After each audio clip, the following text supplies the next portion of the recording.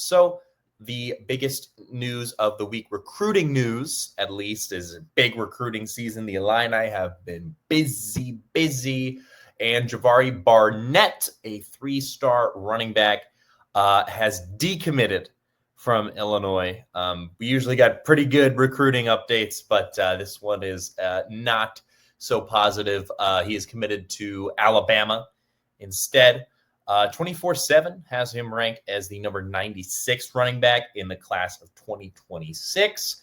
He was number 477 overall player in 24/7 composite, and then that also had him as the number 30 running back. He's from Tampa, so he's from SEC territory. So it's not too surprising, right? He played in just 3 games last season, though. He did have a knee injury. He had 30 carries, 249 yards. It's 8.3 yards per carry. That's a really, really good average.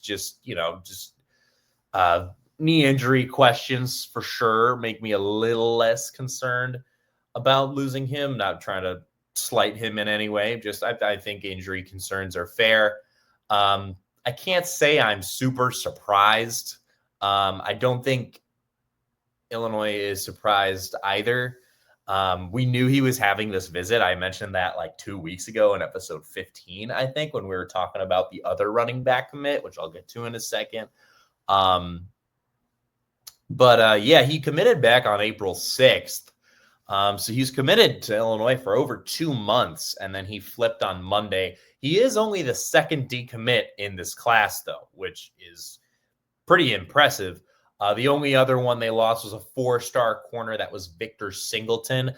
He flipped to Texas A&M. That was all the way back in April. So it's been a minute since a recruit has flipped commitment from Illinois. That's kind of not been the story for the class of 26, right? I feel like every week I've got a new big recruit in the class of 26 to update you guys on. It's just such a good class so far. But again, Illinois expected this. He was scheduled to have this visit for quite some time. And Illinois certainly can sell themselves on winning. They certainly are one of the better programs in the Big Ten, and they certainly are way more enticing than they have been in years past, right? The average commit in the 2026 Illinois class, 12.6, or an average rather of 12.6 Power 4 offers per player. That's ridiculously good. 25, so the incoming class this year, 7.7.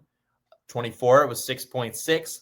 Back in 2022, it was a measly 3.3. So the average Illinois recruit is getting 4 times the amount of power conference offers that they were, and choosing Illinois as well. Not to mention, just I wrote in my notes, it's just crazy what winning does to a program, right? So just consistent winning seasons now. Illinois has been put on the map, but you're still not going to outshine a program like Alabama, right? I mean, we're still just not quite on that level. We had a good season. We might make the playoffs this year, and that might change down the road. But right now,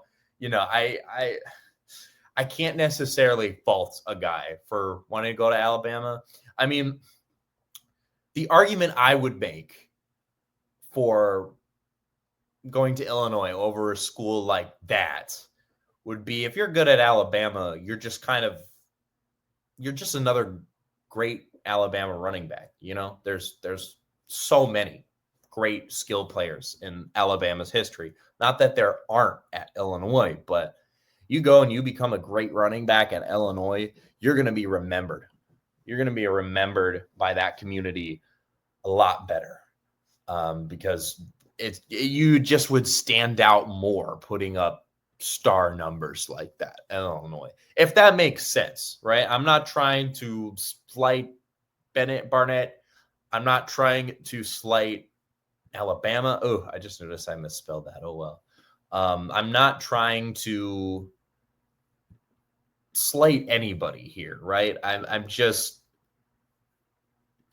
I don't know. That's how I see it. You guys can let me know how you feel. I I personally, as a recruit, would want to go to a school like Illinois over a big school like Bama, Georgia, something like that. Again, not that Illinois isn't a big school. It's just in terms of brands, right? It's not the biggest brand, right? I'm going to have to put in a little more work to get views on Illinois football, right? Than other people at this network are going to have to put in to get views at some other bigger brands, right? The Illinois brand just doesn't sell itself the way some other college football brands do. That is changing and is on the rise. But I'm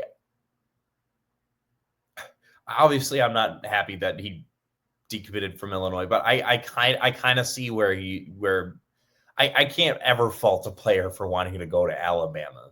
I can't say I'm going to hold it against him personally. Again, even though I just think he would have been able to make a much bigger impact if he stuck with Illinois. But Illinois is going to be all right. First of all, don't panic about this news. I'm not panicking. Again, Illinois expected this. They prepared for this. Check out episode 15, where I talked about when we landed another 3-star running back for the class of 26 in Nelson Wheeler, running back from Nebraska. They signed him back on June 10th. There's also a separate video about him and another commit you could check out, or just watch episode 15 for me if you don't mind. This is not that big of a loss. Illinois 22 commits total. We've only had 2 decommits in the class of 26. I read those numbers earlier. The class of 26 is absolutely stacked, and it just keeps getting better. It has the potential to get better. They landed a 4-star inside offensive lineman last week, right before I filmed. Kai Pritchard out of New Jersey. He's the number 12 inside offensive lineman and the 4th best player in New Jersey, 218 overall in the class. They're doing just fine, especially on the offensive end, right? And they landed another 3-star running back. I'm really excited about Nelson Wheeler and what he has to offer. And he's, arguably is a safer bet since he's not coming off a knee injury. That's just how I see it.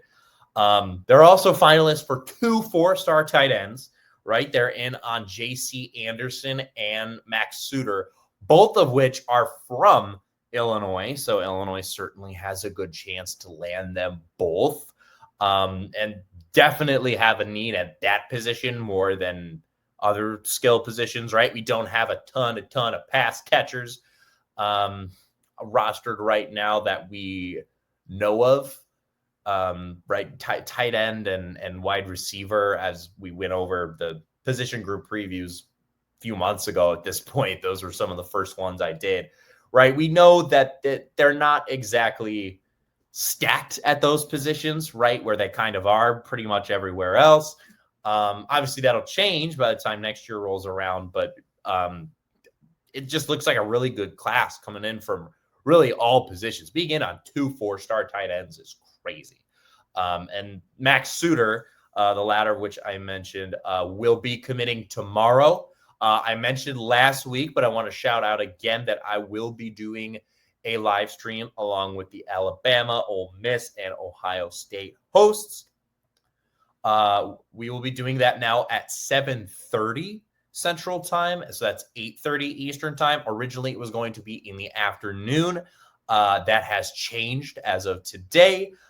So around the same time as usual. Hopefully a few more Illini fans and Illini Live fans can check it out because of that timing. I'm certainly all right with that. But yeah, that's check that out for my reaction to that.